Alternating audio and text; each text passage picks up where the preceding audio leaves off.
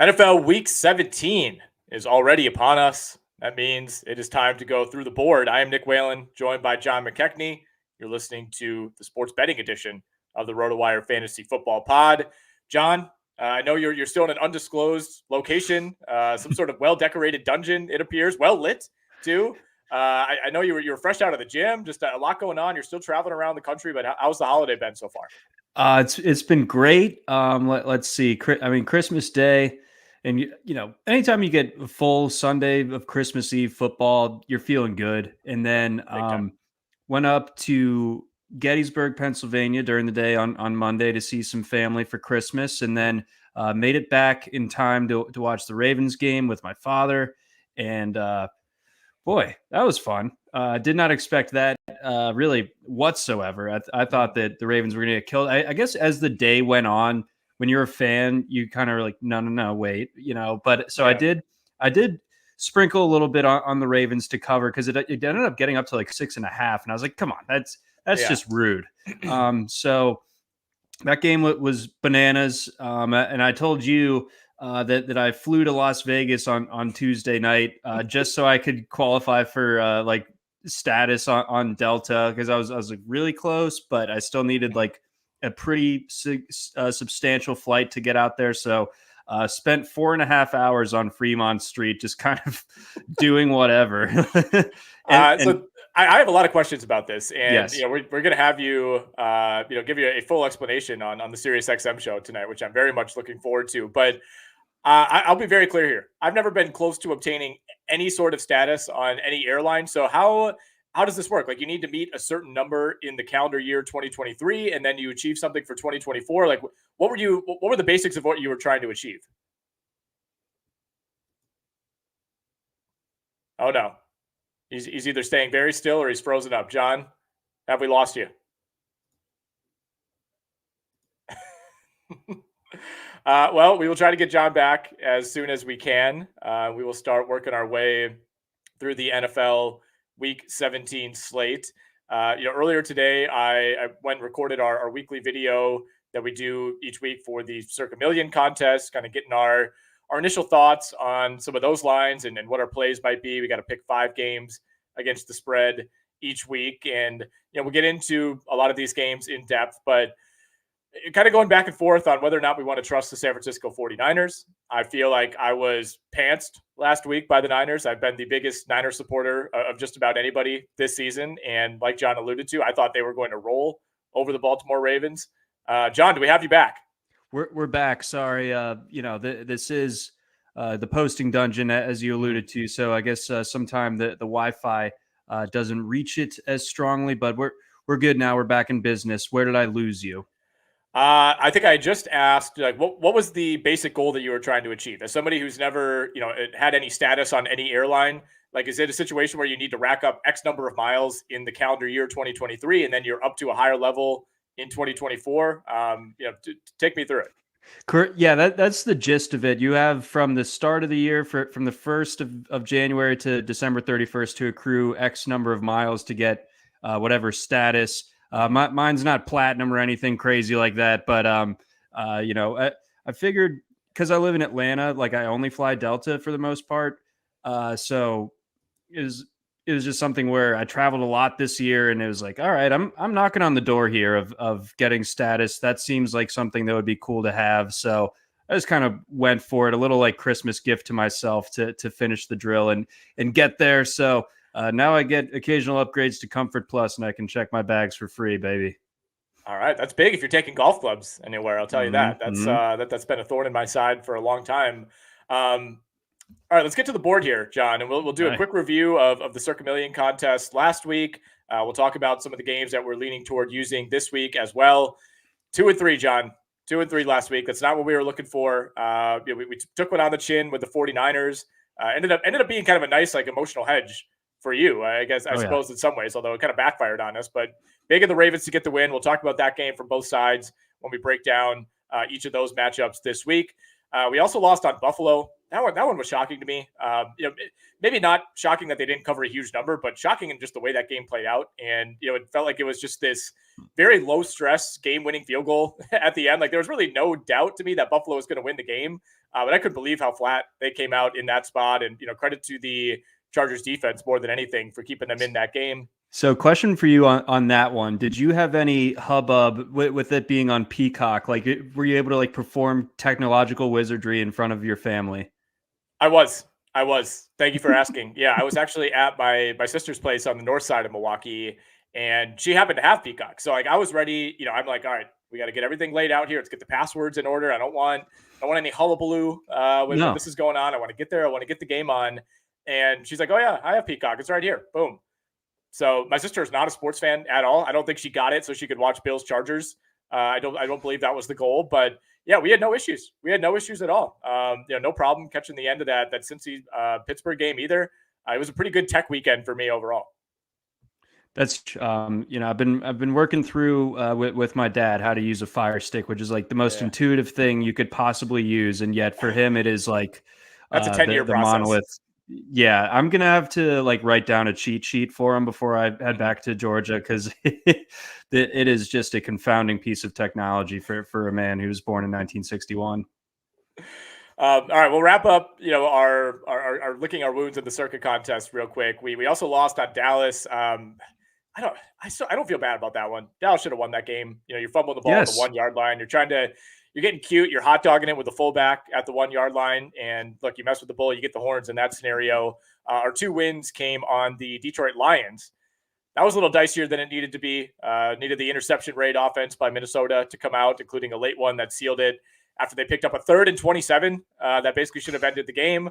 But we won on Detroit, and then we won pretty comfortably on the Cleveland Browns as well, which was, easy to say in retrospect, John. I feel like that was our strongest lean of the week. Yeah, I thought so too. I mean, no Stroud. The way that the Browns have been playing, since going to Joe Flacco, has been, those guys are pretty serious. Like in my heart of hearts, I'm very, very scared of them as far as an AFC dark horse. And I tweeted it out. I think during the game on Sunday, like I put down on the Browns to win the AFC after they beat Baltimore in November. And then Deshaun Watson got ruled out for the season a day after I placed that bet. I feel better about that now than I did when I placed it. Well, I wanted to ask you about that. I'm glad you brought up, Super Bowl bets, because, we could bet the 49ers at plus 225. We could bet the Ravens at plus 350. Teams like Miami, Philly, KC, they're hanging around 8-1. Dallas, Buffalo, Detroit, 10, 12, 17-1. If you were to lay down a long shot Super Bowl bet, is there a team that jumps out to you? Because I'm still not ready to jump off the Niners. And again, we'll talk about them and what last week's game meant. I still think they're the kingpin team to me in the NFC, but I think last week showed that nobody's impenetrable. Certainly Baltimore has had its warts at times this season as well. Like, is the field truly open for a team like Cleveland at 45-1, for, I don't know, the Rams at 70-1? Yes, I really do think so, actually. I think the AFC is more wide open. I think despite what happened to San Francisco on Monday, I'll be shocked if they don't win the NFC. I think that Philadelphia and Dallas are too flawed in certain ways to beat the Niners. I know the Niners beat both of those teams. It's hard to beat teams twice, yada, yada, yada. But this Niners team's a wagon. I think it says a lot that their Super Bowl odds barely moved after getting beat pretty soundly on Monday night. So the NFC to me is cinched up. The AFC is wide open, though. I mean, as good as the Ravens have been, maybe it's PTSD from 2019, but I could see them losing to any of the teams in the AFC field. I think the trendy pick would be Buffalo, just the way that they've played over the last 3 or so weeks and looking more like the team that a lot of people expected coming into the year. But with the odds, like the Browns, like it's not just Flacco, like the defense is nasty. They just needed an offense, and they've been able to open up the passing game. They have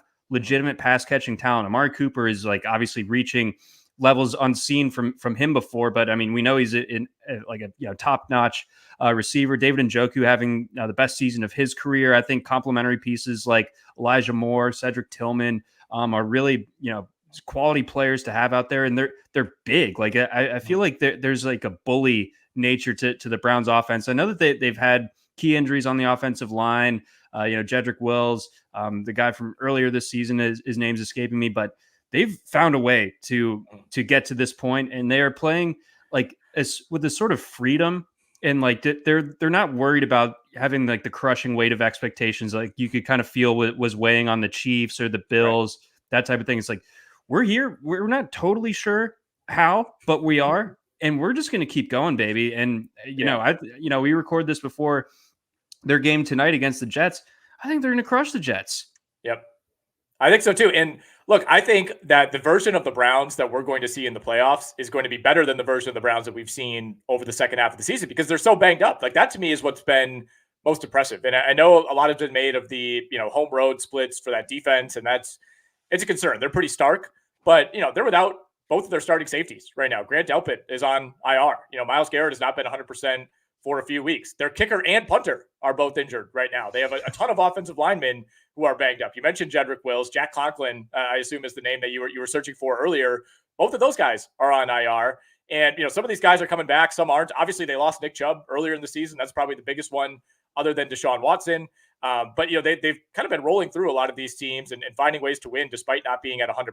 So, are we sitting here saying, yes, the Cleveland Browns are going to win the Super Bowl? No, but at 45-1, I agree with you. I think that is the best value bet. And I like how their path is also lining up. If they take care of business, even relatively speaking, over the next couple of weeks, they're looking at the 5 seed. And that means you're getting Jacksonville or Houston or Indy in the first round of the playoffs. I think they're beating any of those teams.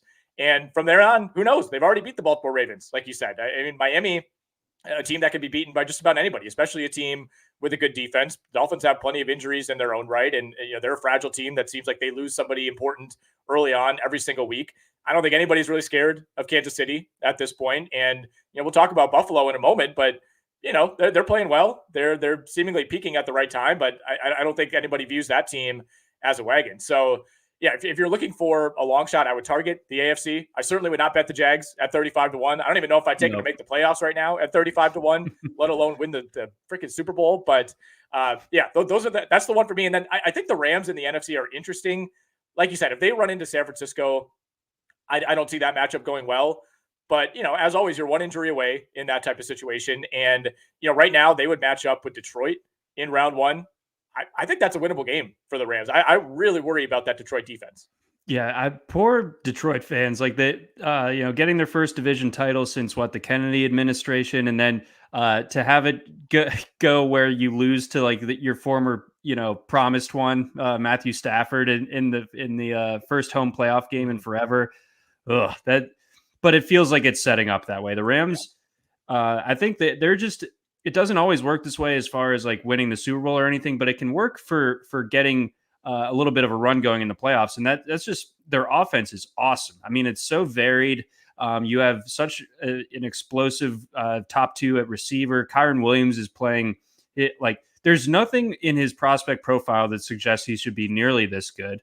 So I've just come to the conclusion that he just has the dog in him like more than almost anybody because nothing makes sense as far as the measurables are concerned. Yeah, extremely high dog score for Kyron Williams right now. And looking forward to talking about that Rams-Giants game later this weekend. But let's get to the board here, John, and we will begin with the Lions and the Cowboys. Fun game. We do not have a Monday night game this week. They're getting out of the way for college football, but we do have a Saturday game. It is Saturday night, 8:15 Eastern. Lions on the road at Dallas. We are seeing the Cowboys as 5.5-point favorites right now at the DraftKings Sportsbook. High total, as you would expect. This one's sitting at 53.5. Again, the line is 5.5 at DraftKings. It did lock at 5 in the Circa contest. Is one side or the other calling your name? I'm a bit confused as to the line movement because this was 6.5 earlier this week, and I like Dallas at 6.5. So, barring some sort of gigantic injury that I'm unaware of on the Dallas side, I think their offensive line might be a little bit dinged up, but I mean, it's a pretty toothless pass rush that the Lions have. So I'm not overly concerned about an Adrian Claiborne 6-sack game like he had for the Falcons against the Tyron Smith-less Dallas. I don't know why that is such a random game to be seared into my memory, but it was like 2018 and Dak was just getting eaten alive. But beyond that, Cowboys they're at home. They've lost two straight in pretty tough fashion, blowout and then the close loss. I would not want to be the Lions this weekend. No, initially when I saw this one at, like you said, 6.5 earlier in the week, I'm like, man, that seems like a little much. Because I think the Lions are going to be able to score, and the Lions can run the ball as consistently as any team in the league. And that, even in games where they've struggled, like that's always been there. It feels like they're always getting to like at least 140 yards. And I think in general, that gives you a pretty high floor as an offense. I mean, even this past week, it didn't feel like they played that well. They still got to 30 on a good Minnesota defense that had been playing very well over the last few weeks. But at the same time, I mean, very concerning, the amount of points, the amount of yards that they're giving up. I mean, I think with even like average quarterback play last week, the Lions lose that game in Minnesota. I mean, Nick Mullins threw 4 picks, and he threw for 411 yards on 22 completions. The Vikings had 6 different players with a reception of at least 20 yards, right? I mean, that's kind of who Detroit has been. They're not getting C.J. Gardner-Johnson back this week. I think that was the initial hope. They'll look forward to maybe getting him back in week 18 or certainly at some point in the postseason. But I think as far as like a bounce back game against a good playoff caliber team in the Lions goes, I think this is a very good spot for the Dallas offense to get back on track at home. Yes. So, I mean, pending how we're feeling about the rest of the board, like I do like Dallas at this number for this weekend. If it, like you said, locked at 5, it's gonna be hard to leave that one off potentially. Yeah, got some Dak numbers to throw at you. He is 22-10 against the spread when the number moves in his favor. And I know it's come down from where it was, but it initially opened at 3.5. And obviously it's higher than that now. So that applies. 22-10 against the spread when things are moving in Dallas's favor. 18-9-1 against the spread as a favorite at night, including 10-1 over the last 3 seasons.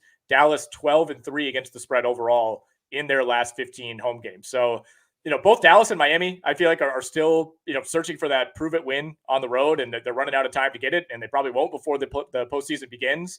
But Dallas is cleaned up at home, man, and I think this is a good spot. I mean, the Cowboys losing 3 in a row, I just don't think that's happening. So I think we both side with the Cowboys on this one. Let's go to Dolphins-Ravens. Your team, Ravens, coming back all the way across the country, back to Maryland. They are 3-point favorites for the Miami Dolphins. Our total is at 47. Are we concerned about any letdown potential? I think that could maybe apply to both sides here. Obviously, Miami coming off of a big win against the Cowboys. Ravens coming off of that big win against San Francisco. Lamar 27-10 straight up as a home favorite, but he is just 14-23 against the spread in those games. My thinking is this is a narrow enough spread that if you think the Ravens are going to win, I'm comfortable taking them -3. But what say you? Bingo. I think that was the key thing, because there's been some times where Lamar's been asked to cover 9.5, 10.5, and so on. And, they just end up winning by a touchdown or something. But more than a field goal is all we're asking for here. What do we always say about Miami this time of year? Like having to go north and so you're concerned about that. They have a slight rest advantage, but they just played a total like meat grinder of a game against the Cowboys. A little beat up that in that sense. I know that the backfield might not be at 100%. If you turn this into, a one-dimensional thing, like you would think in Miami's case, like, that works to their favor because that just means more throws to Tyreek Hill and Jalen Waddle. But if you are one-dimensional, like I think we've reached a point where like Mike McDonald, the defensive coordinator for the Ravens, like he's gonna snuff that out and like make it hurt for Tua. And the pass rush for Baltimore is so lively. I don't know how they're doing it exactly, but 11.5 at least sacks for the defensive tackle Justin Madubuike, the ghost of Jadeveon Clowney and Kyle Van Noy playing at this level. It's crazy how they're getting it done, but they are. Kyle Hamilton, we'll have to see if he plays. If he doesn't, that definitely is a big weak link incoming for that secondary. Although Marcus Williams and Geno Stone is not a bad safety combination. You don't have the same flexibility without Hamilton, but it's fine. But the corners are going to have to play well for Baltimore, but I think the pass rush gets home enough. I think that the home crowd, knowing what's on the line with the number 1 seed in the AFC, this is going to be, I would be surprised if the Dolphins win this one. And therefore, if I like the Ravens, I definitely like the Ravens by more than a field goal in this one. That's where I'm going. Dolphins O-line is banged up. They got 2 starters on IR. Austin Jackson, Teron Armstead, both tackles are on the injury report. I think both are probably trending in the right direction, but won't be 100%. I think the biggest one for me, the Dolphins have a ton of key players on the injury report. First of all, Tua has been limited all week. I don't think he's in any danger of not playing, but could be less than 100%. Raheem Mostert did not practice at all today. Didn't practice yesterday either. That's going to be one to monitor very closely. Devon Achane was limited today. Tyreek Hill, it seems like they're more just kind of taking them along slowly, but he's been limited throughout the week. I don't think Jalen Waddle's playing in this game, man. There's a report from Adam Schefter earlier today that he is trending toward an absence. And obviously we worry mostly about Tyreek Hill when we're talking about these Miami pass catchers, but I think having those two out there, that's what makes the Dolphins the Dolphins when that offense is rolling. And you take away Jalen Waddle in a game like this, it runs somewhat counter, but also in line to my thinking with San Francisco last week was, man, this is a game where Baltimore is going to need Keaton Mitchell and they're going to need Mark Andrews. And obviously that was not the case because Brock Purdy threw 4 interceptions and just handed the ball to the Ravens over and over. But to me, this is a game where if you're going to go on the road and beat the best team in the NFL right now, you need Jalen Waddle, right? And I think that is a pretty huge loss for the Miami Dolphins. Obviously, a team that has struggled on the road all season. Miami is 2-11 straight up as a road dog in their last 13 games. Tua has lost 7 of his last 9 as a road dog straight up. He's 2-8 straight up, 3-6-1 against the number on the road against teams over 500. Dolphins are failing to cover those games by almost 10 points. Yeah, those are good numbers that you threw out there, a lot of them. And thinking through them, that sounds bad for the Dolphins. Those are not positive trends necessarily. No. And I'm not sure it gets bucked against the team that, right, for this exact moment, it is probably the best team in the NFL. I still don't know if the Ravens are going to do it all, but right now, I think this is it. This plays well, or this sets up well for Baltimore. And I'm glad for me that this didn't get flexed until to 8:30 or whatever. Yeah, so it'd be like ending right at New Year's. Not that I'm even doing anything for New Year's. I'm so washed up. I know I'm in the same boat. I have like a couple offers out there, and it's like, I don't know, man. Like one of my buddies is like, do you just want to go sit at the sports book in Milwaukee and watch football? I was like, to be honest, that's exactly what I want to do. I don't leader really in the clubhouse. Yeah, like last year was one of those like 3:30 a.m. mornings in Chicago. I was like, I only have so many of those left in me, like lifetime, maybe like 1 or 2. Yeah, exactly. So we don't get like the extra buffer of January 2nd being off. So I mean, It's like I don't know if I can go full send into a Monday. I got to do a recap pod on New Year's Day. I'm like, I can't sign up for that. No question. I mean, especially without a Monday night game, it's just not going to happen. By the way, for our viewers watching live, I felt like I should address this. I'm using corded headphones. Something happened, John. Came back from, like, I was gone for a few days over Christmas, like traversing the state of Wisconsin, and I had a funeral to go to. Like, I was all over the place. Came back yesterday to do some audio video stuff for us at work. Opened up my AirPods case. There's only one AirPod in here. I don't know what happened to my left AirPod. It's gone. Can't find it. You try to use the Find My app. So for the time being, I'm going back to like 2019. I'm a corded headphone guy. Yeah. Usually I'm the one with the embarrassing headphones. I got this sort of like, I don't know, like these feel like the headphone equivalent of like wearing the rec specs at the Y or something. Like FUBU headphones. Yeah, honestly, like I don't think even Skull Candy makes these. Like these are some. Skull Candy was a premier brand for a while. All right, it really was. Like end of high school, I was like, dude, you got Skull Candies? Damn. Yeah, like 2009. Like this guy is listening to Kanye West graduation album like really nicely. But it's a little slice of humble pie served to you visually there. I was wearing these Bad Larrys at the gym this morning, and there was a guy who was wearing pretty much the exact headphones that you're wearing. And, I was listening to a pod, so it wasn't music, but still, I don't have great ears. I was listening pretty loud.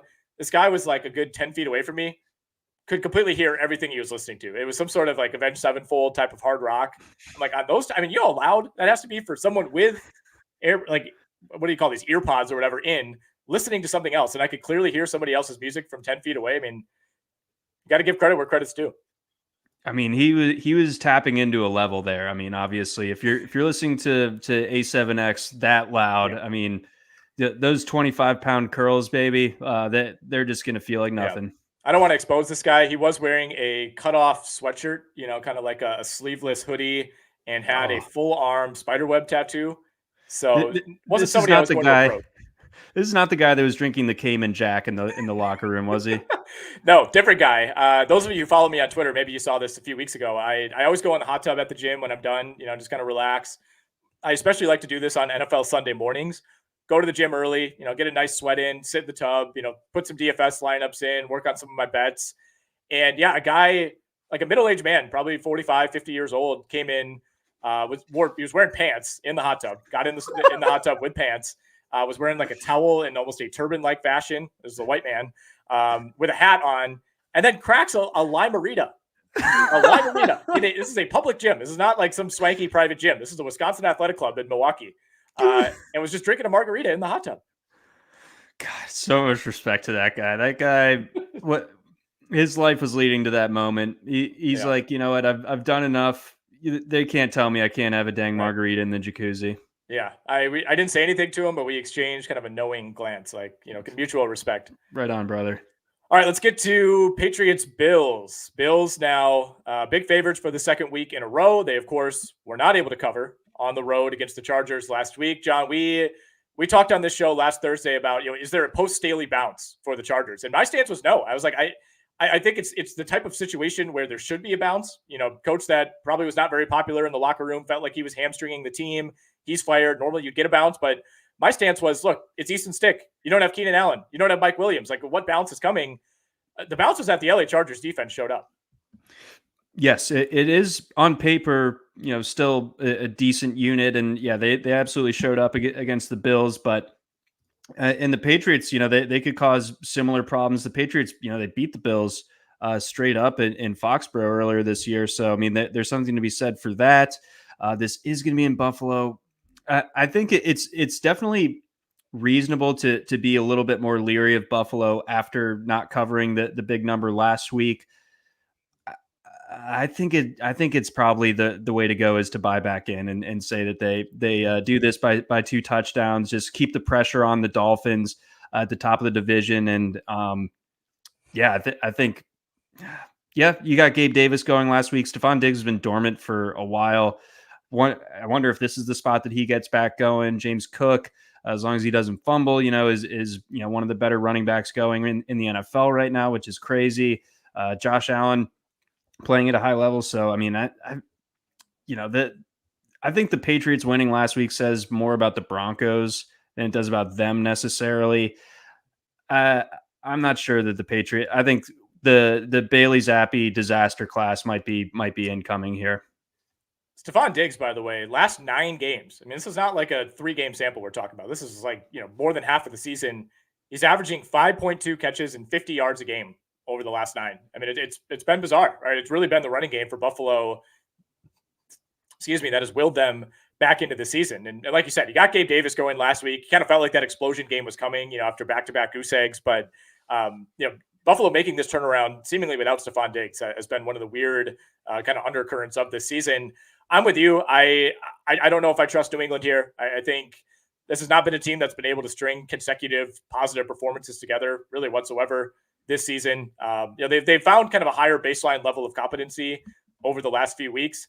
I still don't trust it. And, part of the reason that I was on Denver last week, I didn't feel great about it, but I was like, New England's smarter than this, right? They know it's a bad idea to win this game. Are they really going to knock themselves out of a top 3 pick? Well, they did it. And if they win this game, and I'm not saying they will, I don't think they're going to win. It's not like a cover really impacts your draft status, but I mean, they could fall all the way down to like the 7th or the 8th pick if they're not careful. So I'm not saying, they just throw this game to the wind and say, screw it, we'll lose by 40. But I think this kind of feels like a spot where Buffalo should be able to take care of business, exercise some demons from the past decade, take it out on New England. It does feel like they've kind of brought it a little extra against the Patriots these last couple of years.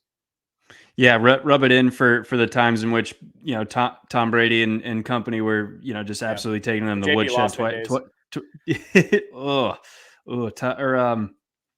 I can't even remember that. Drew Stanton, was he there? No, different guy. I mean, could have been literally anybody, dude. Rob Johnson, I don't know. Yeah, he had a soul patch. I got a little soul patch coming in, but let's see. Yeah, no, I was just thinking about this. You don't often mention Lovie Smith and Bill Belichick in the same breath as coaches, but what if Bill takes a little page out of Lovie's playbook and wins a game that the team and the franchise do not want to win on his way out? It wouldn't be this one. It'd be next week, of course, but I could see Bill screwing up their draft spot one more time and then hitting the road for greener pastures. Yeah, we might have to do like a pre-lock of the week for week 18 on the Patriots beating the Jets, Yes. because I love that little narrative angle. All right, let's go to Falcons Bears. This one's in Chicago. Bears are 3-point favorites, expectedly low total at 38. Conditions in Chicago should favor the Bears. It's not going to be bitter cold, but should be windy. Might get some precipitation rolling through the upper Midwest as well. This is now the 16th game in a row where the Falcons line will, in all likelihood, close at 4 or lower, which we've been saying all year. It feels like every Falcons game is a true 50-50. The line would essentially imply that as well. I don't know what to make of the Falcons. I continue to pick them wrong every single week. I went against them last week. Obviously, they show up and blow out the Indianapolis Colts. They've played very few good teams. Feels like every week they're matched up against a team that's kind of in their zone. I will say they are 5-13-1 against the spread following a straight-up win in the illustrious Arthur Smith era. They're 1-5 ATS in those spots this season. And I saw a good stat on Chicago. The Bears have led or tied in 10 of 15 games this season entering the fourth quarter. They're not terrible, to borrow from our podcast colleague Big Cat, right?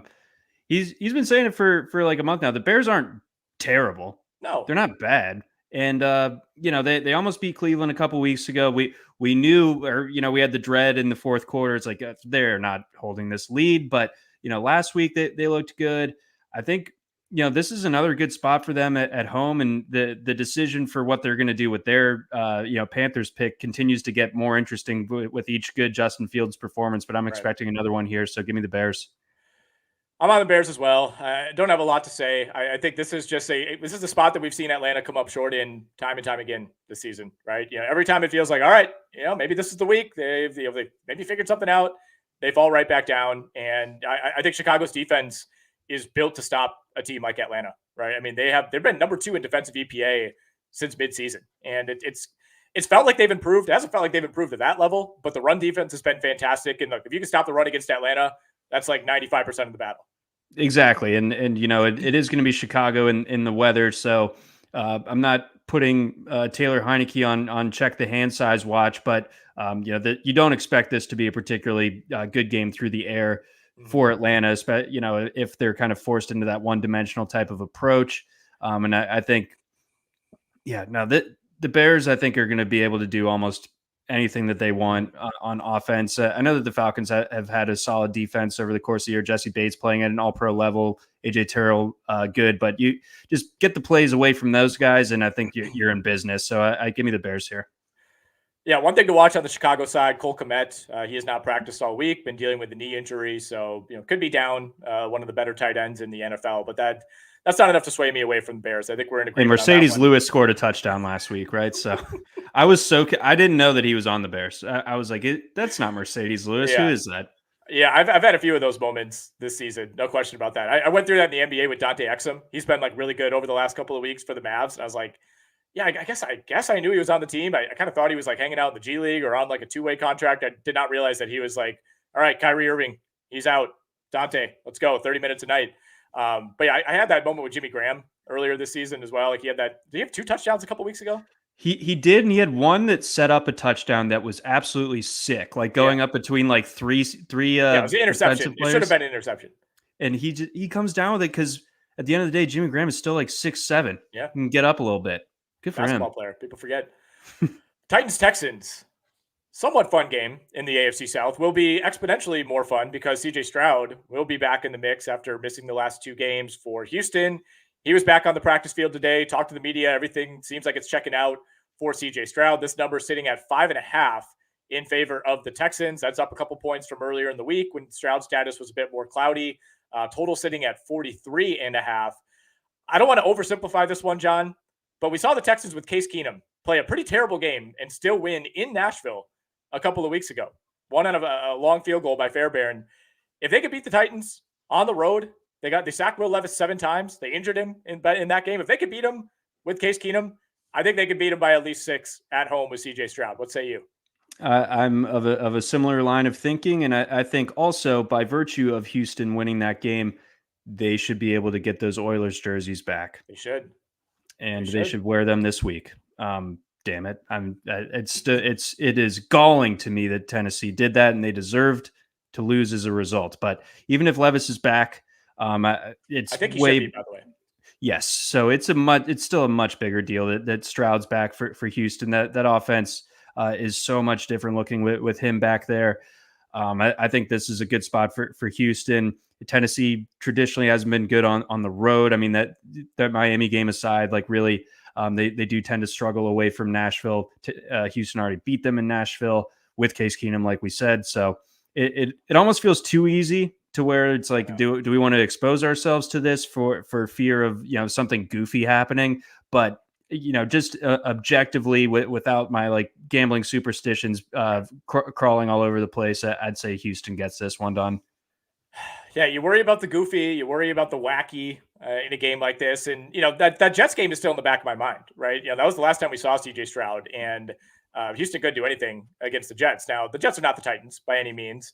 And really the Houston defense, I think, has shown up for the most part, over these last few weeks. Kind of got pummeled by Cleveland last week, but that was a game that got out of hand early. And, once Davis Mills was in the game, you just kind of knew it was headed a certain way. They completely shut down Derrick Henry 2 weeks ago. And I do wonder, can they have that same success? I don't think Derrick Henry's going to carry the ball. What was it, like 14 carries for 9 yards or something like that? Like he'll do better than that. But again, if you can just keep Derrick Henry under like 60 yards in this game, I love Houston, to win by at least 6. And again, it's at home. It's still an extremely meaningful game for Houston. Like I think the Jags could lose straight up to Carolina. I think that's in the cards. The Jags could certainly lose in Week 18 to Tennessee. So Houston has plenty to play for. Tennessee has nothing to play for. If anything, the Titans should want to lose this game for draft position purposes. And I don't think going from Tannehill back to Levis, it's not really a plus for me. That's a net neutral. Yeah, that's about what it is. I will say, like going into next year and beyond, like Levis has at least piqued my interest. Sure. But for this week, Houston. Raiders are on the road at the Indianapolis Colts. John, this was the Nick Whalen stay away of the week in my Beating the Book column. I want nothing to do with this one. I don't mind the Raiders at 3.5 because when I wrote it up, it was Raiders +3. And I think the hook could come into play here. But the Colts, man, they're in the Atlanta zone for me. They're like a fun version of the Falcons. Like you just have no idea what you're going to get week to week when you're facing the Indianapolis Colts. I mean, just over the last 5 weeks, they've run the gamut of like every possible result, right? Like they beat what looks like a pretty good Tampa Bay team. That's a nice win. You barely beat the Tennessee Titans in like a shootout game where the Titans never played in shootouts. You get blown out by Jake Browning. You blow out the Steelers, and then you get blown out by the Falcons. Like, what do we make of that? It like you said, you just simply don't know. They are the fun AFC version of the Falcons. I mean, they're so confounding. Like if you look at the trends, like they're over 500 against the spread, both at home and on the road.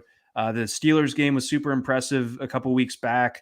And then they, we were talking about it during the show last week. It's like, what on earth has happened to where the Falcons are favored going into this one? And all the money was pouring in on the Falcons. And, that ended up being the result that it was. And that was very surprising to me. I might be, and I'm trying to catch myself, like not overreacting too much to what the Raiders did on Monday, going into Arrowhead as double-digit dogs and winning that one outright. But maybe that this is the start of the Raiders, like Antonio Pierce, like that they all of a sudden, like imagine if the Raiders had competent coaching. Like right. When was the last time that we had that? I don't know. But either way, I think they have it now. I think Steichen's a great coach on the other side, but 3 in the hook. I'm interested in the Raiders. I have mild interest in the Raiders, and this is a big game for both teams, right? I mean, the Colts right now have the tiebreaker over Houston, and if the Jags are to falter, the Colts are first in line to snag the AFC South. So motivationally, I don't really think there's an edge here. The Raiders are 7-8; they can still play their way into the wild card. They could technically still win the division if Kansas City's free fall continues. I wouldn't count on that, but the Raiders are not left for dead here quite yet. But I can't trust the Colts. I can't trust the Colts. And, I think we do need to keep in mind that the Raiders defense single-handedly won that game against the Chiefs. And, I'm just kind of throwing out the Chargers game. Like when you score 0 points 1 week and 63 the next week, those cancel out to me. I don't know what math term that is, but we're neither of those games I feel like are the true reflection of the Raiders. But what does worry me is like if the Colts put up 23 plus points, which they've done pretty easily, for much of the season. Can the Raiders keep up? Because I don't know if you can rely on like a walk-in defensive touchdown at the 5-yard line when Isaiah Pacheco drops the ball and then a pick six on the next play, right? I mean, maybe you get one or the other against Gardner Minshew, but can the Raiders score enough is my only question. They did score 63 the week prior. They did. They have the down week the following week, and then it comes back up. Maybe they score 50. No, but it's hard to back Aiden O'Connell. A bit of a homecoming game for him, though, mind you, going back to Indiana. But I think it's not a horrendous group of skill possession talent. I think it hurts if Josh Jacobs is out, but he hasn't really, even when he's been out there this year, he hasn't been, even close to what he was a year ago. I thought Zamir White ran pretty well last week. So I think run game should be fine. The defense puts the clamps on Indianapolis just a little bit, keeps them around that key number, 23. I think the Raiders can do this, or at least, stay close enough to where, maybe they lose 23-20, but we still get the cover. All right. I'm with you on that. Josh Jacobs, by the way, did not practice on Thursday. It was more of a walkthrough session, so maybe don't read too far into that, but obviously got to keep an eye on his status. And the last thing I'll say on this game is the Colts are feast or famine when it comes to rushing, right? Like early in the season, they were putting up great rushing totals. A lot of those came, during the Anthony Richardson period, and that certainly helped. But really, since Gardner Minshew took over, they're either rushing for like 150 plus, and they look like one of the best rushing teams in the league, or they're doing absolutely nothing. Like it's been one or the other. So I don't know which one we get this week, but that could ultimately swing it. Either way, I think if we're getting the hook, I'm with you on the Raiders. Panthers-Jags battle the Big Cats down in Jacksonville. This is another noon game. I believe we have 10 noon games on New Year's Eve. Jags are 6.5-point favorites. 38 is our total. Where do you think this line sits if it's CJ Beathard? Because I think right now, we're still in a waiting period on Lawrence. 5? I think so. Yeah, 4.5, 5. Because Lawrence just hasn't. It's crazy that he hasn't missed a game missed any time really. Because between the ankle, the concussion, now the shoulder, it's like how much can one man play? He should absolutely be wearing like the Ben Roethlisberger full body cast during the week. It's ridiculous. We've talked about the Jags sort of. Even during their win streak, we were like, there's something wrong with the offense. The offense isn't like hitting its stride really at all. And I think that continues. They just seem to be kind of stuck in the mud. You hate betting on the Panthers, and you wish that this was 7 so you could at least get a little bit of insurance if it's a touchdown game. But my inclination is to have the Panthers cover this one by 6.5. Yep, I'm with you, man. This is one of my favorite plays. I did the Circa video solo earlier today and spent like half the video talking about this game. I love Carolina plus 6.5. I really do. They are 3-1-1 against the spread since firing Frank Reich. I don't know if that counts as a post-firing bump. I don't know if it's the schedule, but I think this is a really bad spot for the Jags, even if Lawrence plays, right? I mean, we were all over the Bucs last week. I certainly didn't see it going as badly as it did for Jacksonville, but a lot of their issues, I don't think are really curable week to week, or even going to be curable before the playoffs if they even make it. They cannot run the ball. I cannot say that any more clearly. This team cannot run the ball. They're 31st in rushing EPA. They're like 0.002 away from being dead last, and it feels like they should be dead last. They've certainly been dead last if you just isolate this 4-game losing streak. I don't think that changes against Carolina. Like, they've played a variety of defenses, some good, some bad. It just doesn't matter. They're the worst run blocking team in the NFL right now. And look, I still think this is a much better team with Trevor Lawrence. I know he's taken a lot of heat. I know there's been a lot of, do you give him the extension type of talk?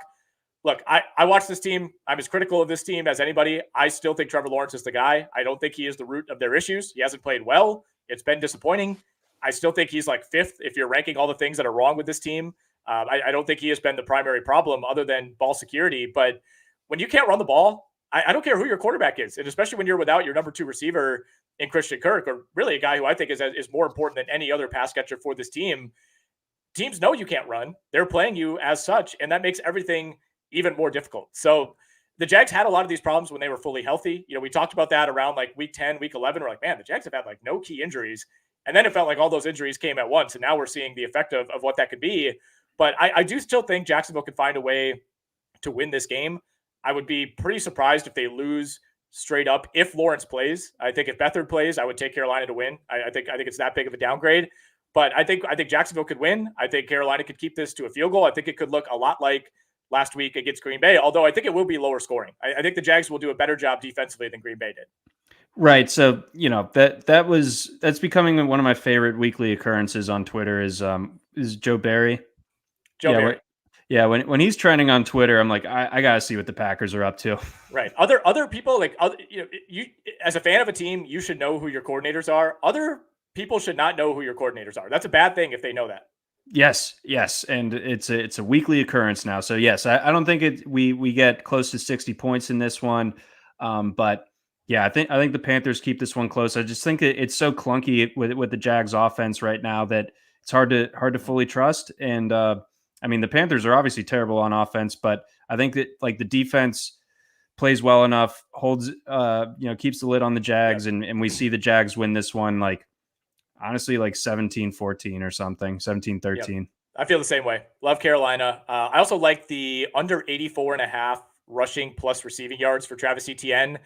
I could see this, especially if it's Beathard, you could see it being a really high volume day for Etienne. So I'm kind of staying away from the rushing prop, but Carolina, I was surprised to discover this, number 1 in the NFL in terms of yards per reception, yards per target allowed to running backs. So I don't think this is a game where Etienne gets loose catching the ball out of the backfield. Obviously, I don't think it's a great spot for them on the ground. I mean, Carolina's been basically a slightly below league average defense all season. I think that's been lost in what's been such a disaster year for them.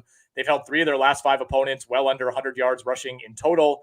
Trevor Lawrence, 5-12 against the spread in his career versus sub 500 teams. Jags are 10-18 ATS coming off of a straight up loss in the Trevor Lawrence era. Obviously, a few of those have come in the last few weeks. Doug Peterson does not have a great record as a favorite, especially as a big favorite throughout his career.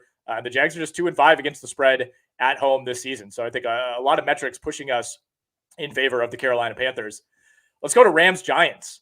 This is a game that will take place in New Jersey. The Rams are 6-point favorites on the road. 44.5 is our total. I'm inclined to ride with the Rams here, John. I know it could be a trip up spot. The Giants covered last week against Philly, needed a pick 6 to do so, but got some stops, forced some field goals by that Philadelphia offense. I'm not completely writing off the Giants. I think they to me kind of feel like the Bears in some ways, where they've gained respectability as the season goes along. They're not a good team. They're still on balance a very bad team, but they're at least giving some teams trouble, some teams that are much more talented than them. But I think the Rams are rolling right now. I was impressed with how they played on Thursday night. They got the rest advantage here. And, this is a obviously must-win game for the Rams to hold their position in the NFC wildcard chase. And look, as long as Kyron Williams, Cooper Kupp, Puka Nacua, Matthew Stafford are healthy, I mean, the Rams to me are a team that is much, much better than their record would imply. Yeah, they're legit. They're again a scary team coming down the stretch. I'm afraid of how much I like the Rams here because I like them pretty much up to a touchdown here. Get them at 6. Good with that. The Giants, at the end of the day, they just have no offensive talent, and I think that like their defense has definitely played better in the second half of the season. But even still, like I don't think that's like the corner personnel matches up particularly well. Not that any corner personnel does against Nacua and Kupp, but like I think that's like uniquely potentially a bad matchup for them. So unless like the weather gods are extra cruel on Sunday. And I think Stafford and the boys go in there and get this done. Again, like you said, this is a huge spot for them. The Giants, are they not technically eliminated from playoff contention? They are eliminated. They're out. Okay, they're dunsies. So they're just playing out the thread. They got Tyrod Taylor starting. Give me the Rams. I like Tyrod. All due respect to Tyrod. I respect this team more with Tyrod Taylor than I do with Tommy DeVito, but nonetheless, not looking at a massive boost here. And in terms of we mentioned the rest advantage for the Rams having played on Thursday last week. Sean McVay 13-5 against the spread in his career when he has the rest advantage over an opponent. Matthew Stafford 6-3 against the spread against sub 500 teams at home in his career with the Rams. So we like LA here. I think getting this one at 6 is key. You could see this being a 23-17 type of game. I don't, or 23-16 type of game, 24-17, whatever it may be. But I think 6 is a friendly number. If it was at 7, probably stay away from me. Sure. But again, like you said, where this is locked, it's I love the Rams here. Cardinals on the road at the Philadelphia Eagles. Philly, 11-point favorites at home. Our total up at 48.5. I'll say it, John. I like watching the Cardinals. They're a respectable outfit. They're not a good team. They are, in my opinion, the worst defense in the NFL right now. I think this should be a very good spot for the Philadelphia Eagles offense to get back on track. I really like DeAndre Swift this week, both in fantasy, if you're still alive out there, or if you're just looking at the betting market. Already played the over 67.5 rushing yards. Swift coming off of a 20 carry game against the Giants last week. I think we could see a similar formula against an overmatched defense. You do worry a little bit about Arizona scoring. We mentioned the high total. The question is, do they score enough to cover this? Because I don't think they're stopping the Eagles. Right. That's the thing. Like, I'm torn on this game because at once I don't trust Philly to cover double-digit spreads right now, the way that they're playing. But the Cardinals might be the exception. They're getting the Cardinals at home. That Cardinals defense is so bad. So, I mean, I think we're expecting like at least 30, 31 points from the Eagles. But their defense, the Eagles defense, has not been lights out by any means over the last, pretty much all season. Early on, everyone's like, they're so dominant, and they're not. So yeah, you asked the key question: can the Cardinals put up some points? And again, they're going to need to get into the 20s to get this cover in all likelihood. And when I talk it out like that, I think they get there. I think the Cardinals get there. Give me this game being 31-21 Eagles. I'm with you on that. Marquise Brown might miss another game. That could be big for the Cardinals passing game, but they've been able to run even on good defenses. They put up some pretty big rushing totals. I think that's a concern for me against this Eagles defense. I mean, just to really hammer it home on Arizona, they are 31st in pressure rate. They are dead last in opponents' first downs given up. They are dead last in EPA per play. They are dead last in success rate on defense. So I do love the spot for Philly. Again, it's just a matter of, can Arizona keep up? Jalen Hurts, fantastic at home. We know that. 18-1 straight up as a home favorite, 17-8-1 ATS at home in his career. I was looking up, though, some of the bigger spreads that he's faced at home. The Eagles have not covered the three biggest spread advantages they've had at home in the Jalen Hurts era. And Philly, they're above 500 team against the spread this season. They have not covered a number bigger than 5.5 this season. Every time they faced a spread of 6 or higher, they've lost. Those games have come against the Giants, the Commanders twice, the Vikings, and the Jets. Yeah. I remember watching the Vikings one on your bachelor party. They did not cover that, and we were all mad. They sure didn't. And that's when we thought the Eagles were still a certified wagon. That was like week 2, right? So, Yeah. All right. I like Philly to win this game. I like them to win it comfortably. I don't think they cover. I think it can look a lot like last week. That brings us to an NFC South matchup between the New Orleans Saints and the Tampa Bay Buccaneers. Buccaneers 2.5-point favorites at home. Total is sitting at 43. This is closer to a stay away for me than anything else, just because I don't like touching any of these NFC South teams when they're playing each other. But getting this at 2.5, John, feels like we might be getting a deal here on Tampa. It feels like it. I mean, you're almost surprised that the line is what it is, and you kind of would have expected, especially after last week, in the last couple of weeks, really, in the Buccaneers case, that them being at home, this maybe looks closer to 3.5, up to 4. So it's 2.5. And that gives you a little bit of pause, but at the same time, I think that the way I described it on the fantasy pod earlier is the Bucs are real-ish, and I think the Saints are fake. Yeah. So give me the real, give me the Bucs. I think that this is a spot where they're playing confident, that they're getting closer to sealing up the division. Baker Mayfield playing, arguably the best football of his professional career, which is wild. I think he's one of the better stories of the NFL this entire season, because coming in, I think we both kind of characterize teams like the Rams and the Bucs as like, they're not awful, but what are they doing exactly, right? Like they weren't going to be bad enough to be like in the tank zone, but we didn't think that they'd be good enough to be in the playoff hunt. Both of them are. And yeah, I think that this is an explosive offense for Tampa, that it kind of is a reflection of Baker's personality. Just, hey, we're going for it. And then the defense is stout. It's strong. I just don't think the Saints have all that much going for them. And I know they'll have the rest advantage, but no, I like the Bucs here. I like the Bucs as well. I mean, they've already won in New Orleans back in week 4. That was a pretty dominant win for Tampa Bay, 26-9. They actually gave up a decent amount of yards in that game, which is fairly uncharacteristic. Saints got over 100 yards on the ground, but I don't think that's happening again. I mean, Tampa Bay's defense is kind of rounding into form, and you still worry about the pass defense. I actually like this spot for Chris Olave. There's some indications that this could be a big game for him. I like the over on 5 catches. I also like the over on 70.5 receiving yards. But he's had big games a couple of times over these last couple of weeks, and it has not led to wins for the New Orleans Saints. Most recently on Thursday against the Rams, had a big game against Detroit. They lost that one as well. Tampa Bay is dead last in total yards allowed to receivers this season. They're 28th in yards per target to receivers, 24th in catch percentage. So that to me would be where they're vulnerable. But do you really trust Derek Carr to exploit that? I'm going to raise my hand and say I do not. Buccaneers have allowed 200 total rushing yards over the last 3 games to Atlanta, Green Bay, and Jacksonville. I think that probably continues this week. I don't like this as a spot for New Orleans to get the ground game going. And again, if you're asking Derek Carr to win you a game single-handedly, good luck. He's just not that guy. One final question for you, John. What's the Saints' best win on the season? Here are their wins: Tennessee, Carolina, New England, Indy, Chicago, Carolina, the Giants. In hindsight, it's Indy, but that Indy wasn't no one believed that Indy would be in the playoff hunt at this stage back then. So it didn't. I think that's it, but that's not a great list that you just put out there. Mm-hmm.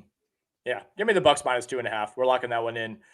Quick reminder that it is football season still at Circa Resort and Casino in Las Vegas, featuring the best pool in history, Stadium Swim. 3 levels, 6 pools, and a 143-foot diagonal screen. Stadium Swim is America's favorite place to watch football. They play every game from college to the pros, and you can catch all the action poolside from a variety of seating options, including everything from cozy day beds to private temperature-controlled cabanas. Stadium Swim, located at Circa Resort and Casino. It's open 365 days a year, all sports, all seasons. You can book your stay today at circalasvegas.com. That is circalasvegas.com. 5 more games, John. We'll try to breeze through these a little bit more quickly. Niners are on the road at the Commanders. They are 12.5-point road favorites. Very simply, is this almost too obvious of a taking out our frustrations bounce back spot for the Niners?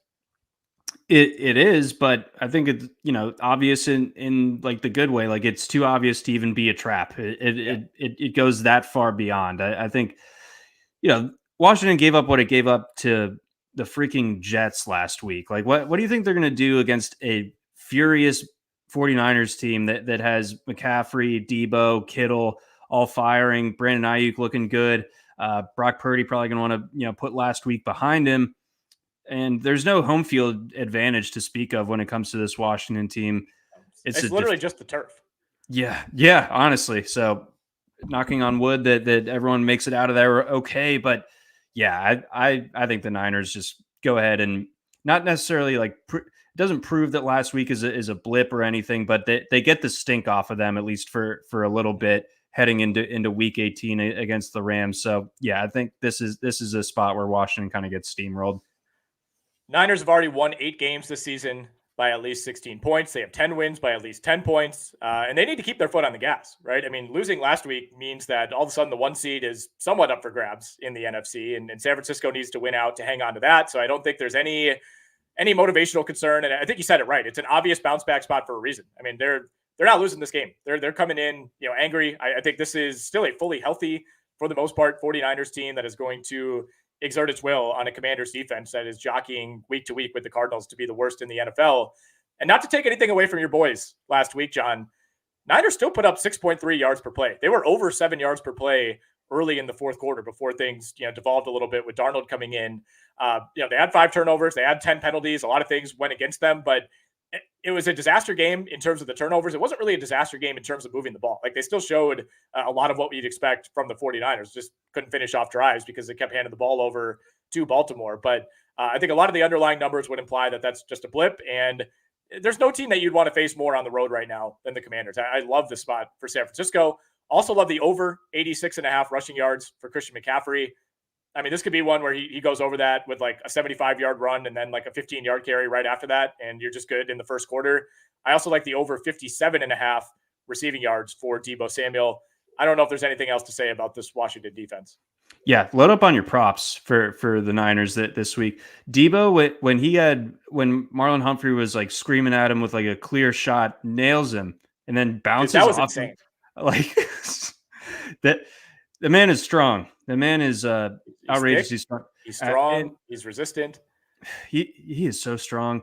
They even put him back on a kickoff when they needed him to, and that was like his best thing that he did at South Carolina. Like he was like the best kick returner in college football. People forget that, but that was awesome. But yeah, either way, Niners cruise here.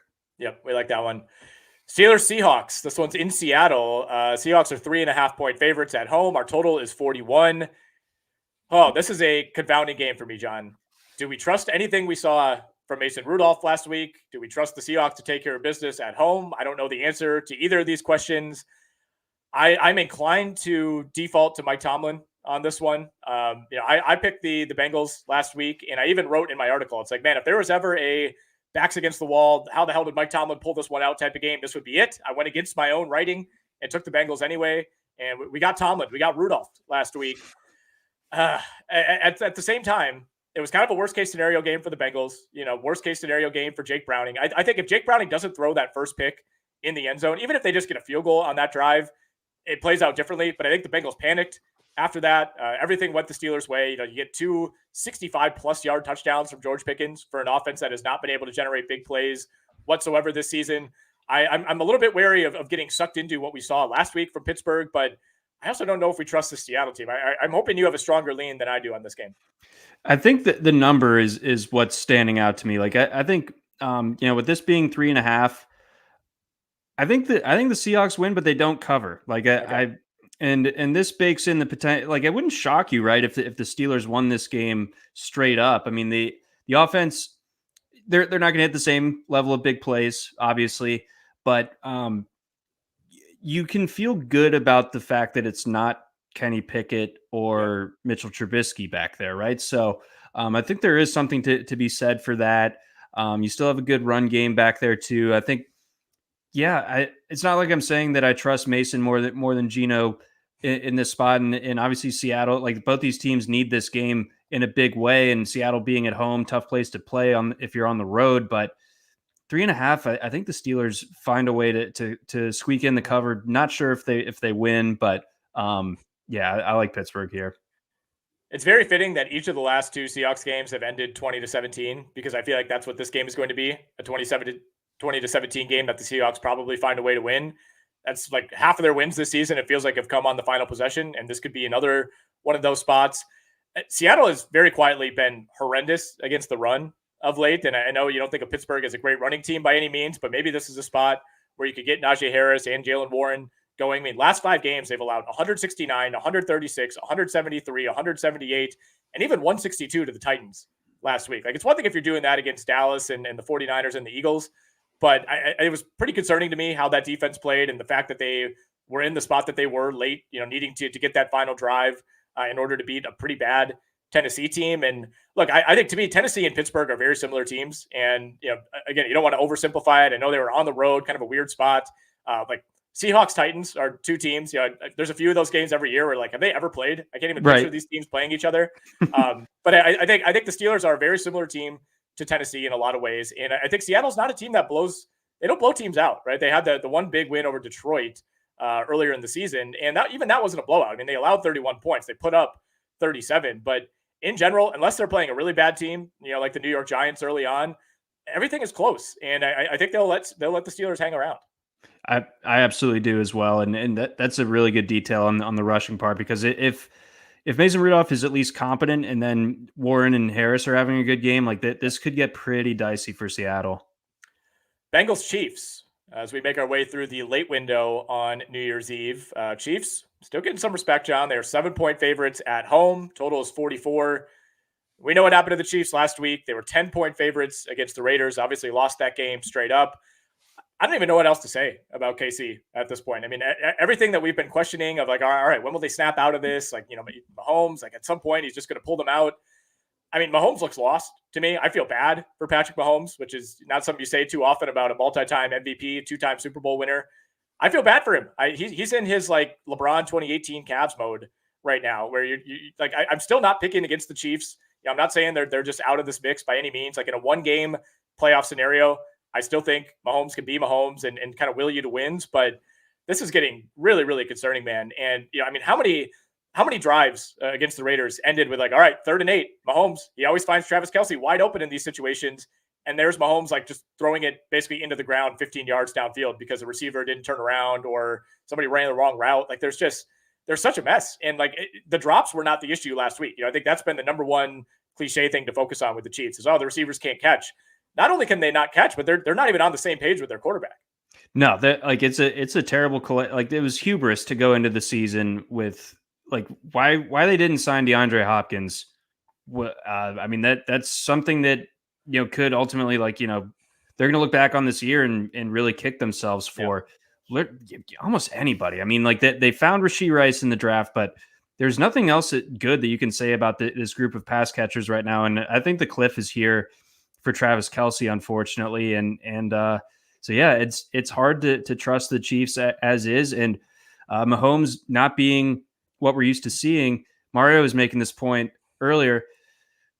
Remember Andy Reid's perception before Mahomes got there? I mean, like, love Andy Reid and all, but he wasn't always like the greatest in-game coach. And there were some bad clock management and sequencing moments, I thought, against the Raiders. Like he was making the point that basically Antonio Pierce went into Arrowhead and outcoached Andy Reid. So that's a concern. And Zach Taylor is no pushover as far as that is concerned. Basically the only way I see the Chiefs covering this one is if Browning continues to pumpkinify himself as the season goes on, and looks like Jamar Chase I think should be available here, so that certainly adds some firepower to that Bengals offense. And they were clicking with Browning, sans or until Chase was out last week. So I don't know, man. I think the Bengals at 7 points. Like, do you really trust the Chiefs against a competent Bengals team by more than a touchdown at this point? No.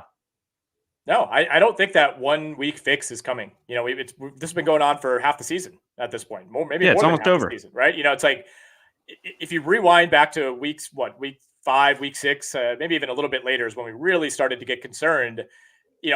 I would have told you then, like, all right, yeah, it's still not a 1 week fix, but it's something over the course of 2 months. I would have said, look, by the time we get to week 17, I think we'll feel better about the Chiefs. I think they'll get this thing figured out.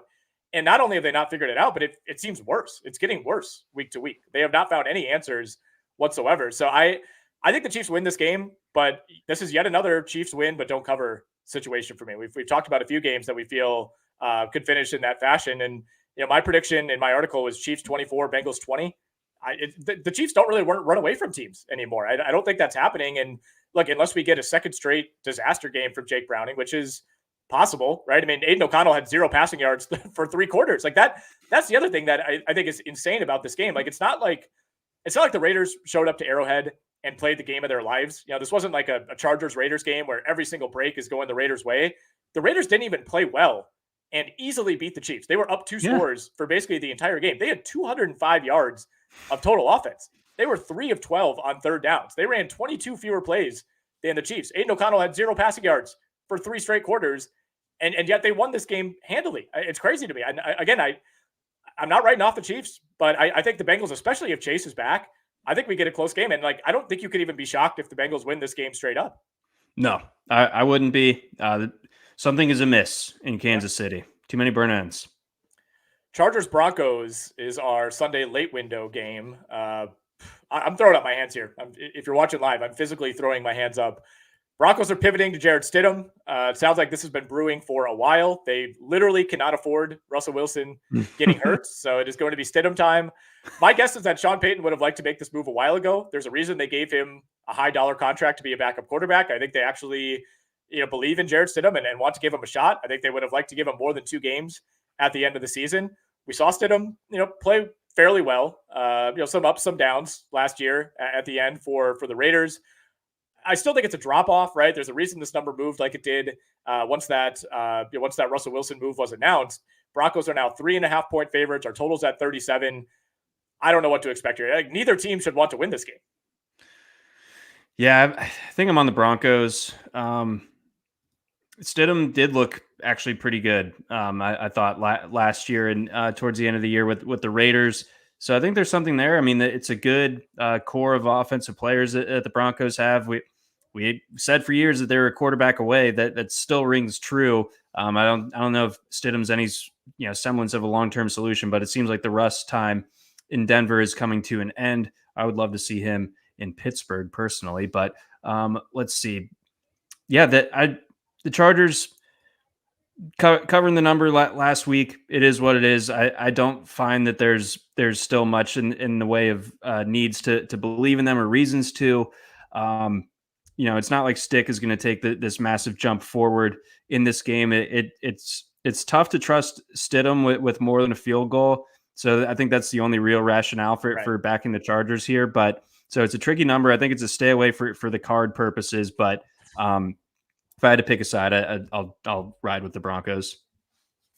I think it's possible that they look better with Stidham just because, are they willing to open things up, right? I mean, they've been playing this ultra conservative style with Russell Wilson, basically because they had to. And now that, the playoffs are off the table, which is funny because they're not actually eliminated. It's like usually you'd wait to make this move until the math actually says you're out, but the Broncos are like, hell no, we can't risk it. I think, I would like to see them play a little bit different style than they have over the last 15 weeks with Russell Wilson. Like, open things up, see what you can do. Don't be so conservative. And I think that opens you up to a lot of variance. It could be more negative than positive. But this is not just a normal random backup quarterback where you're just tossing in there like, hey, Tim Boyle, let's see what we got here. Like, I think this is somebody they actually want to get a look at. I think they will open things up. I think they'll play to his strengths in ways that they kind of weren't able to with Russell Wilson. So there's a chance little bit of a parallel. A little bit of a Cleveland parallel. Like, you have this really expensive quarterback that nobody likes, and you just turn it over to a guy and just let him whip it. Yeah, exactly. You're exactly right. I mean, the other question is, does the Chargers defense show up like it did last week against Buffalo? This is another one, somewhat of a false final, right? Like, Buffalo is at 6.4 yards per play. They vastly outgained the Chargers, even in terms of total yards, despite running 12 fewer plays. Obviously the turnovers were kind of the main thing that sunk Buffalo at the fumble, on the punt and all that. But the Chargers, I thought, played a pretty respectable game. I think holding Buffalo to 24 in that spot, getting some luck on their side. James Cook, 20 for 70. That was not how I saw that going whatsoever. No. Another low volume day for Josh Allen. Do we trust the Chargers to do that 2 games in a row? I would say probably not. I don't. I think that that was not a last gasp necessarily, but like these are paid professionals. Like, sometimes they are going to play well. That brings us, John, to our Sunday night game. Packers on the road at the Vikings. This number is all over the place. Vikings are 1-point favorites at DraftKings. They're 1.5-point favorites at FanDuel. BetMGM's got the Packers as 1-point favorites. PointsBet has this as Vikings by 0.5. The reason for this is Jaren Hall is taking over. And before we got that news, John, I really liked Minnesota. Nick Mullins variance aside, 4 picks last week aside, I thought this was a great spot to take advantage of the worst coach defense in the NFL, and a defense that will not have Jair Alexander, who was suspended for making himself a captain. I think that's the first time in sports history that's ever happened. The Packers defense is a mess. It's a complete mess. And I'm surprised the Vikings are making this move this week specifically, because I think with Nick Mullins, this is a very, very beatable Packers secondary. And maybe it is with Jaren Hall. We just don't know. But for me, there's enough unknown on the Minnesota side that I'm probably staying away, if not leaning Green Bay. Yeah, this is tough. I think Jaren Hall might actually be a little something. I think he could have a career in this league. I don't know if he's like a long-term starter or anything, but they wouldn't be making this move with like, the playoffs on the line if they didn't believe in him, in his ability to run this offense, or at the very least, not Mullins it up, not throw it to the other team 4 times. So looking for that. I think Ty Chandler is running well for his part.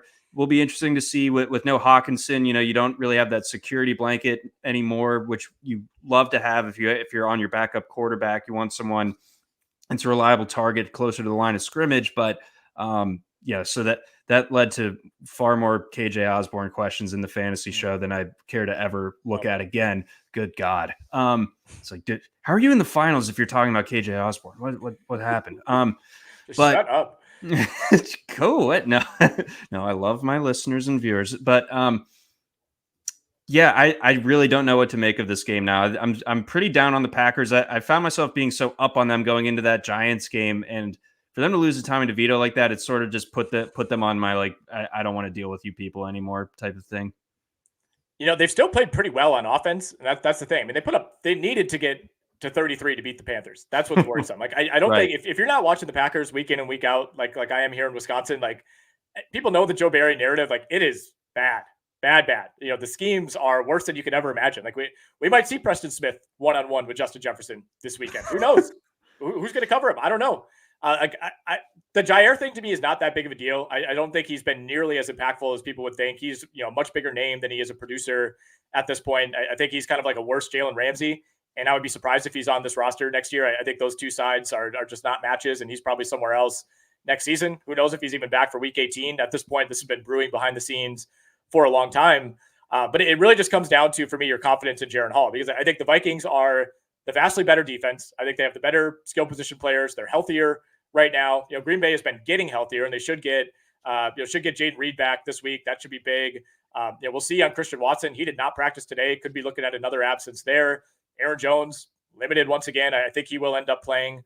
But if Jaren Hall, like you said, if Jaren Hall can just avoid the mistakes, he doesn't have to be great. We saw him, ironically, like the game that he played the most was against Green Bay when Kirk Cousins got hurt earlier this season. And they just asked him to game manage. Like they were like, all right, just literally don't fumble and don't throw any picks, and we're going to win this game because we're up 2 scores.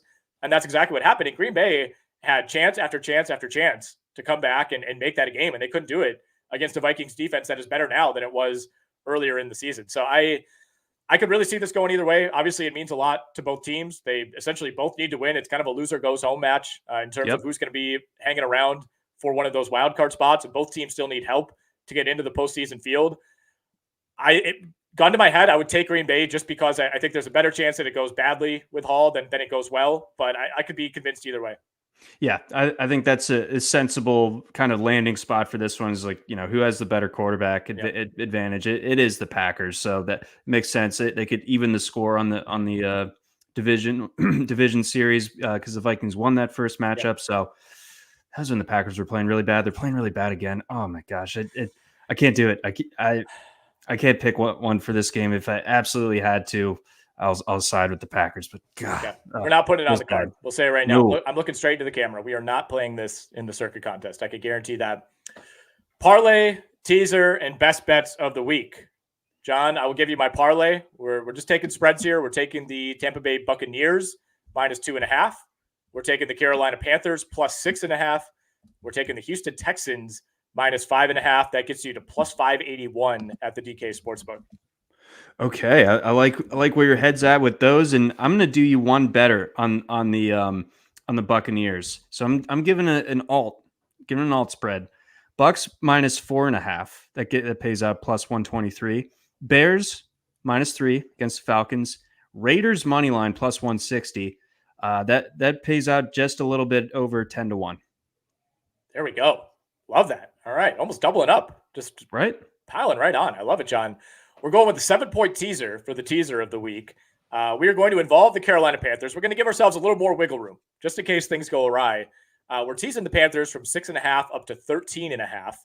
We are teasing the Cincinnati Bengals from +7 to +14 on the road at Arrowhead. And we are teasing the San Francisco 49ers down from 12.5 to 5.5. So that is the 7-point teaser for week 17. That might be my favorite teaser you've come up with this whole year. That feels great. It's a teaser-friendly week, right? I would have liked to get Cincinnati maybe slightly ahead of 14, but again, I like them to cover at 7. So both really all these are games that I like at the current number, and I'm like, let's just buy ourselves an extra touchdown here just in case. Beautiful, I love it. My best bet of the week, I'm going with the Houston Texans. I'm taking the Houston Texans. I am a little wary of taking the Panthers. That would be number 2 for me. I actually made that my best bet in my article this week, but I like to diversify a little bit. And I just feel really bad piling on the team that I want to win so desperately in Jacksonville. So I'm trying to some reverse juju, if that makes sense, where I'm picking against them, but I don't want to quite lock it, hoping that, something that makes its way down to Jacksonville and they get wind of it. But I'm taking the Texans. That one actually right now, the DraftKings Sportsbook is sitting at 4. By the way. So a little bit of movement there. when we were talking, an hour ago, it was at 5.5, and I'm seeing now the updated number at 4 on the DraftKings website. So if we can take it at 4, we're taking it at 4. I think Houston takes care of business here. There it is, man. I think so too. The quarterback advantage and the recent history between the two of them, this being Houston at home. Yeah, I think that's the right way. All right. What about you? What are you locking up? I woke up feeling dangerous, Nick. Baker Mayfield and the Tampa Bay Buccaneers -2.5. There we go. Let's ride.